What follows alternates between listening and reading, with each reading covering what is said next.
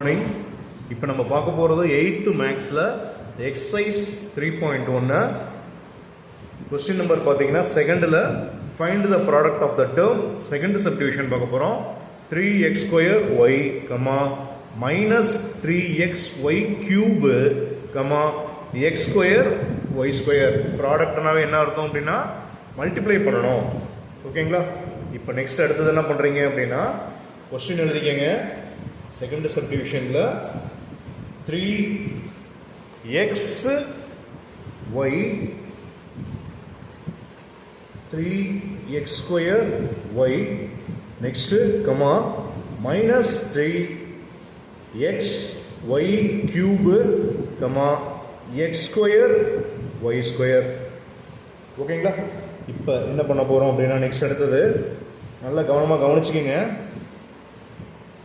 இதில் எல்லாமே தனித்தனியாக தான் இருக்குது இல்லைங்களா? இப்போ அந்த ப்ளஸ்ஸு மைனஸ் மட்டும் தனியாக எடுங்க. இதில் பார்த்தீங்கன்னா என்ன இருக்குது? இதில் ப்ளஸ்ஸு, இதில் மைனஸு, இதில் ப்ளஸ்ஸு.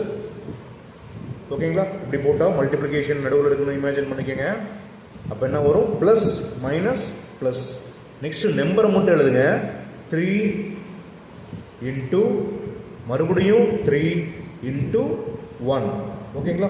நெக்ஸ்ட் அடுத்தது எக்ஸ் வேல்யூ மட்டும் எழுதுங்க. அப்போ என்ன வரும் அப்படின்னா x², இங்கே ஒரே ஒரு எக்ஸ் மட்டும், இங்கே x². ஓகேங்களா?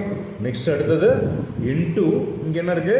ஒய், இங்கே y³ இங்கே y². ஓகேங்களா? எல்லாத்தையும் என்ன பண்ணுறீங்க? மல்டிப்ளிகேஷனில் போட்டுக்கோங்க. இப்போ நெக்ஸ்ட் அடுத்தது பார்த்தீங்கன்னா நல்லா கவனமாக கவனி. இங்கே ப்ளஸ்ஸு, இங்கே plus, plus into plus plus தான். ப்ளஸ் இன்ட்டு மைனஸ் என்ன வரும் அப்படின்னா மைனஸ். இந்த இது தெளிவாக இருக்கணும். ஓகேங்களா? நெக்ஸ்ட்டு இது 3, இங்கே 3, இங்கே 1, மூணையும் மல்டிப்ளை பண்ணால் 9. ஓகேங்களா? 9 ப்ராக்கெட்டில் இதில் என்ன இருக்குது? 2, இதில் 1, இதில் 2. அப்போ மொத்தம் பார்த்தீங்கன்னா என்ன இருக்குது? x⁵. ஓகேங்களா? இங்கே பார்த்தீங்கன்னா ஒரு ஒய், இங்கே 3 ஒய், இங்கே 2 ஒய், மொத்தம் பார்த்தீங்கன்னா எத்தனை இருக்குது? y⁻6. இதை தனியாக ப்ராக்கெட் எல்லாம் எழுதிக்க. Minus 9x⁵ y⁻6. ஓகேங்களா? இதுதான் வந்து ப்ராடக்ட் வேல்யூ.